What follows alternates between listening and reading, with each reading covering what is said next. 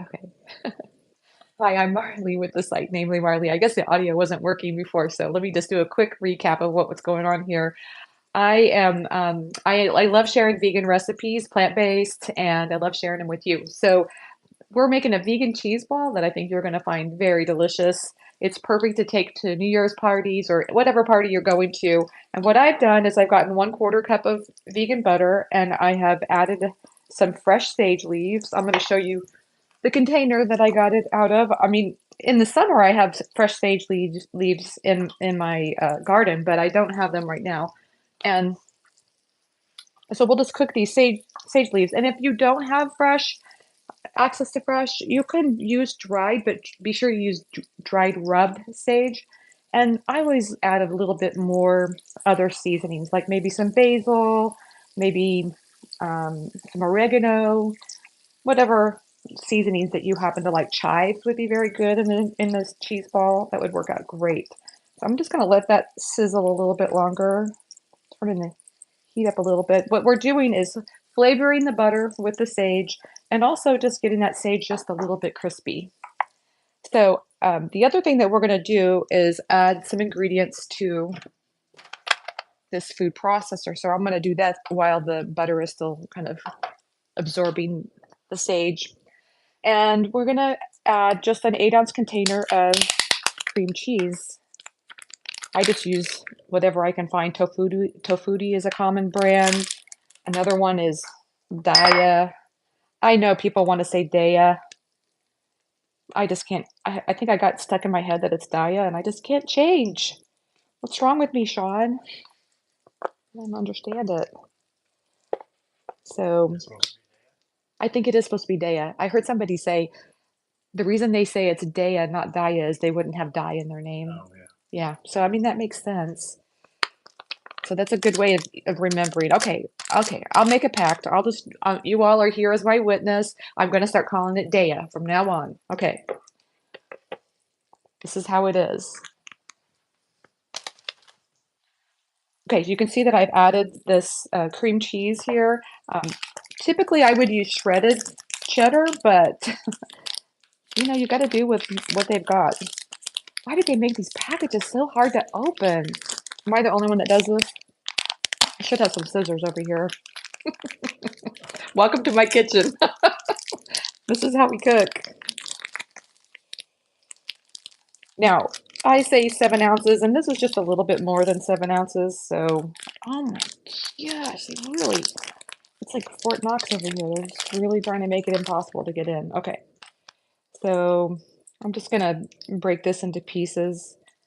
Now, you're probably going to ask the question, do I have to have a food processor? And I'm going to answer that question. I'm going to say you don't have to have a food processor.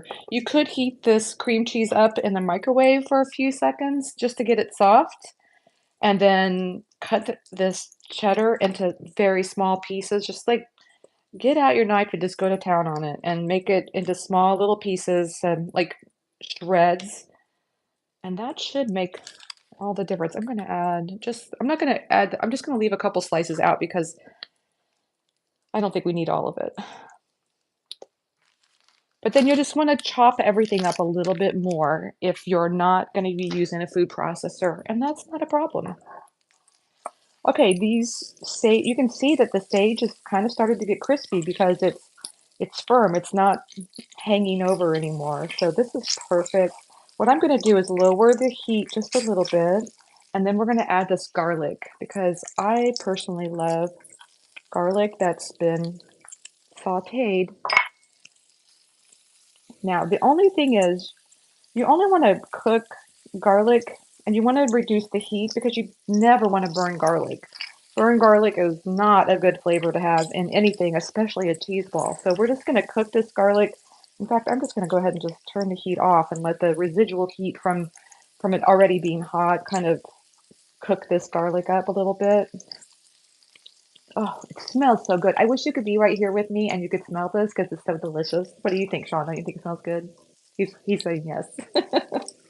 I also thought we could be fun to talk about some add-ins that you could add to this. Like, I don't know what you typically would put um, in a cheese ball, but I love adding things like a jalapeno. If you take the seeds out of a jalapeno, it's delicious. It won't be as hot because you've taken the seeds out, but it's still going to be very flavorful. Flavorful. Okay, so I'm pouring the contents from this pan out, trying to get all the goodies out of there. Now I'm going to move this out of the way, but I'm going to have to use,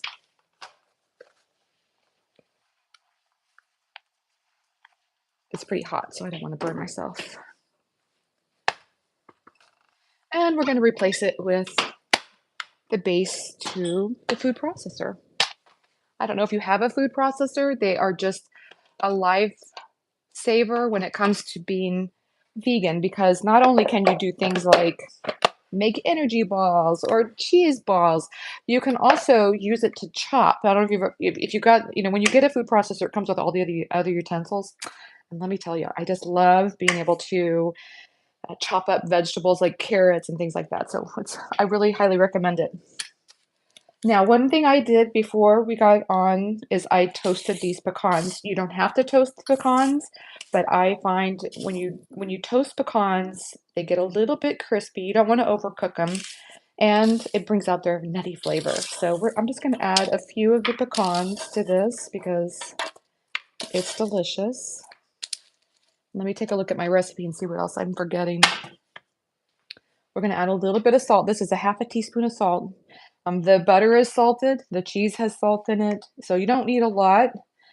I personally, I think you've heard me say this before, I really would prefer to undersalt it slightly. You can always add sprinkles of salt over the top if you think it's not salty enough. But I think this is plenty salty, especially if you're serving it with crackers. Crackers are salty too. It's just like a lot of salt. So I like keeping it minimal. And let's see what else we need. Okay, we're gonna add these. I have a quarter cup of green onions, and we're gonna add these two. I'd like to reserve a few for the topping, so let me just throw in a couple bit more. And let's just put the lid on here and watch this. We're just gonna go to town on this.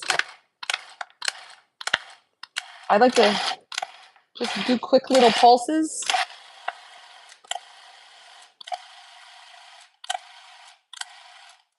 And then I'm gonna get out my spatula. What do I do with that? Okay. And I'm gonna stir it up a little bit because you can see some of the cheese is still in chunks. But you can already see this is just looking beautiful. So add a little bit more.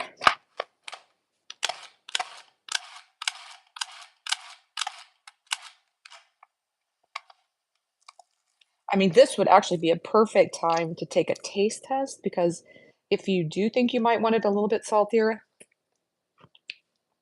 mm, it's perfect. I just don't even know anything I would do differently to this. And the other thing is as it sits, the flavors will get even, will just combine and get even better. So that's why I think starting with a base that's just, got the right vibe to it, and then letting it mellow together. This is done. That's all you have to do. And what I have over here is this piece of plastic. And what we're going to do is transfer the contents from the food processor, because this is basically your cheese ball. Now, I did want to tell you, I already have one ready, and I'm going to show you how we add the topping in just a second. But I did want to tell you, if you're in a hurry and you've made your cheese ball, but you don't have time for it to sit and actually get round like a ball, you could serve this in parchment paper. Like, make a bowl out of parchment paper and then just put this inside and then serve it like a dip, or put it in a bowl and serve it like a dip. It's just delicious like that. So it's versatile. Okay, I'm just gonna put this in here.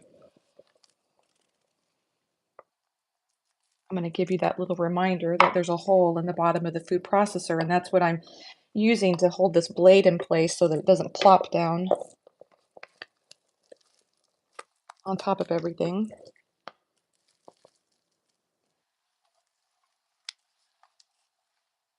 Okay, we've got pretty much everything out of that. So what I have is, I'm gonna get this out of the way too.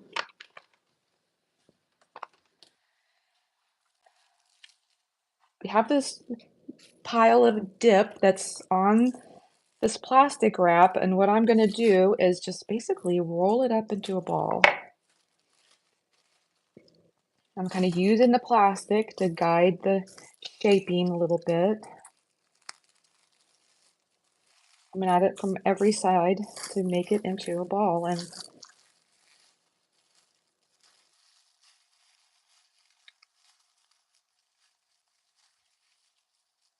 doesn't have to be perfect. It just needs to be kind of roundish, not exactly in the perfect shape, but that you can work with that. Now this goes in the fridge, and I'm going to pull out the one that I already made. This is the one I made earlier today, and it's quite a bit firmer, and you can see that it's still malleable, so you can perfect the roundness of it as much as you want. So the next step is I'm going to take the rest of these chopped pecans,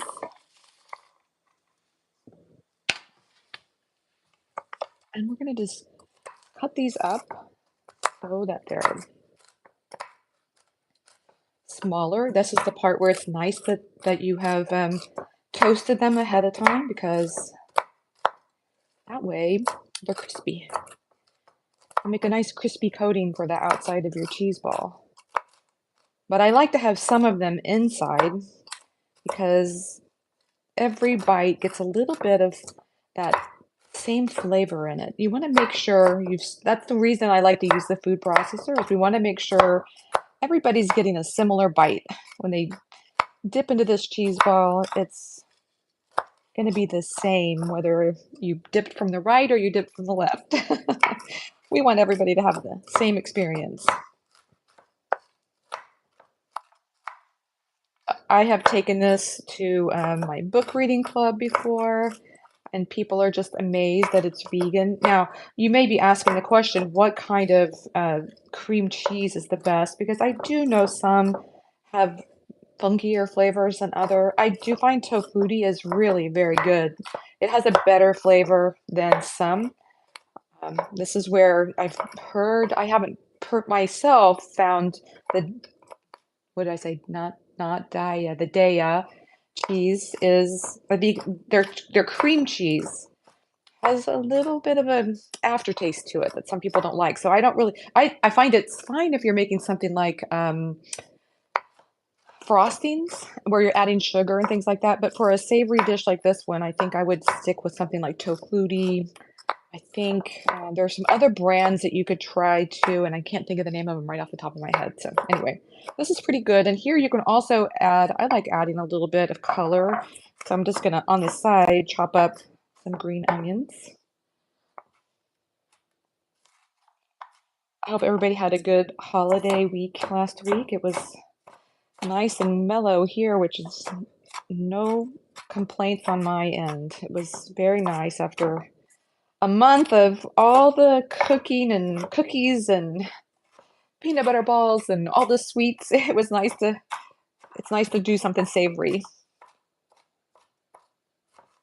That said, I want to tell you that you can candy these pecans. So you could throw in some maple syrup as you're toasting these pecans, and that will create a nice, I guess, candied pecan topping, which is amazing. I highly recommend it. So I also have used dried cranberries, which is so good. Oh, dried cranberries on a cheese ball. Delicious, inside and out. Okay, so I'm just gonna mix these two together a little bit, and we're just gonna press this in to the cheese ball.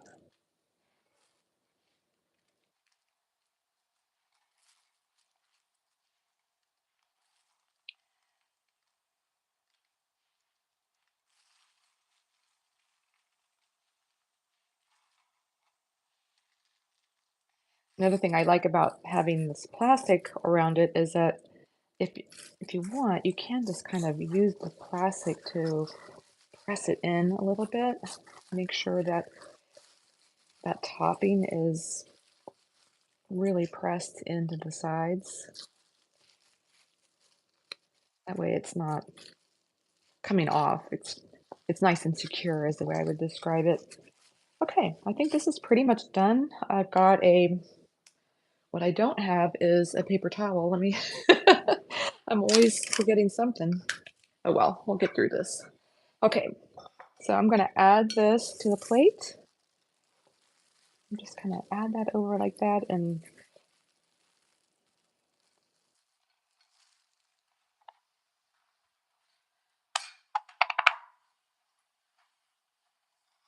look at that. I think most people would be surprised to when you bring this to your party, they're gonna go, "That's vegan? That doesn't look vegan." But let me tell you, that is vegan. Look at that. So you wanna ready for the taste test? Because this is my favorite part. You serve it with whatever crackers that you like. My hand is just a mess. Let me just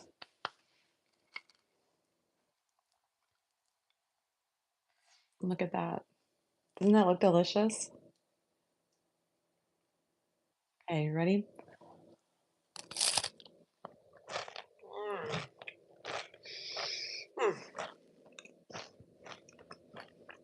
Look inside that cheese ball. It's so good. The flavors of that crispy sage and the little bit of butter, and then of course the salty cracker and the pecans and the green onions, it all comes together and it's just a, I don't know, it's like a celebration of flavor. It's really delicious. I highly recommend it. You'll take this to your next party and this will be everybody's favorite. I think it'll be gone just like that. So, I hope you agree with me. This is a wonderful recipe to make for your next appetizer or party that you're going to, and I hope you enjoyed, and I, really appreciate you coming and joining me today, and I look forward to seeing you is it next year? Yes, I look forward to seeing you next year.